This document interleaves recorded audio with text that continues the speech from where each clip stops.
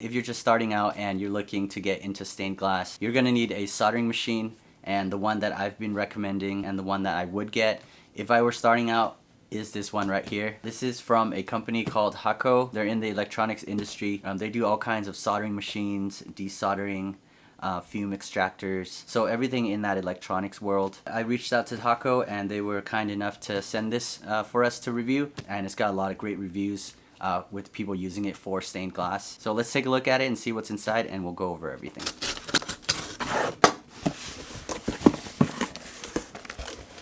Ooh. Man, we got a huge bag of goodies. There's a lot of things in here. Okay.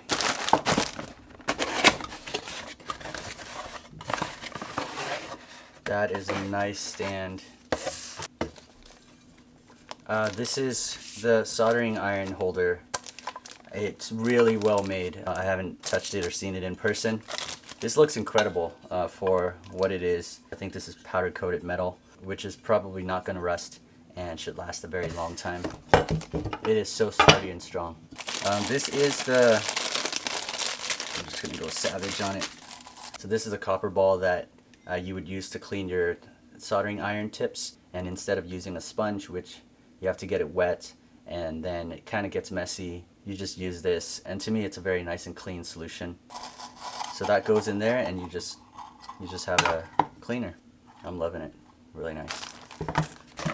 Let's take a look what we've got here. Well, oh, okay. Wow guys, this is quite a bit of stuff. So,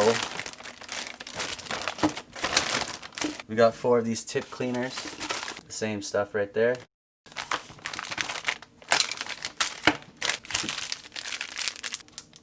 There it is before using it and after using it. So we got 5 packs of these. And then, so this is the FX601. The price is pretty good. It's got temperature control.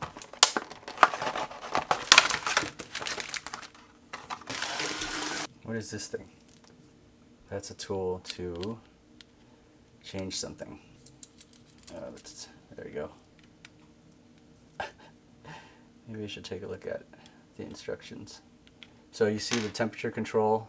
So it looks like it goes from 240 to 540, and this is in degrees Celsius. I don't know what this does. I'm stumped. It looks like you can insert this into something for sure, and it's a tool to remove something. As of right now, I can't tell. You don't need this to turn the dial. You can do that by using your fingers.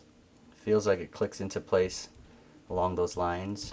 I think you can finally adjust it to keep it in between the markings, but I feel right now when you turn the dial, it wants to click right along those lines. Okay, so this is a mystery. I still can't figure it out. If anybody knows what the heck this is, would appreciate letting me know. But I can try to look it up too and see what this thing is for. Let's try to set it up. I'm not going to solder anything today, but would like to at least plug it in, see it turn on. The cable is pretty stiff from the packaging, so you'll have to kind of smooth it out. It's a pretty thick cable. Oh, I can smell it now. It's heating up. You guys might be able to see the fumes coming off of it. I'm sure that got up to temperature right away, so that was very quick. And we could try to play around with it some more when I do some soldering with it. So the holder, you can kind of just let it rest right there. And then you've got the tip cleaner over here. This is a great setup. So I see right here with this label sticker, it says 2019 October 3rd. So I think that's when it was made, manufactured, maybe tested, which is pretty recent. Not that it matters if it was older.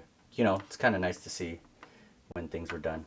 And we have this flashing blue light right here. I think you guys can see that. So if the temperature is set, let's move it up over here. So Like we got 360 and you see the light just turned solid. So it looks like to me, if it's solid, it's catching up to the temp. And there it goes, it's flashing. So that means it's reached the temperature that it's set at. Let's try to go up. Let's move it up to 410. Alright, so you can see it's solid, staying solid, and then it's blinking to let you know that it's ready. So yeah, if you're looking to get a machine, a soldering iron to start, this would be the one that I would buy. And it's not the cheapest one out there, but if you do buy a cheap one, I find that you'll probably want to just upgrade anyways. So I think this one will last you a long time and should be able to do all kinds of projects with it. Let me show you guys the setup that I'm using right now.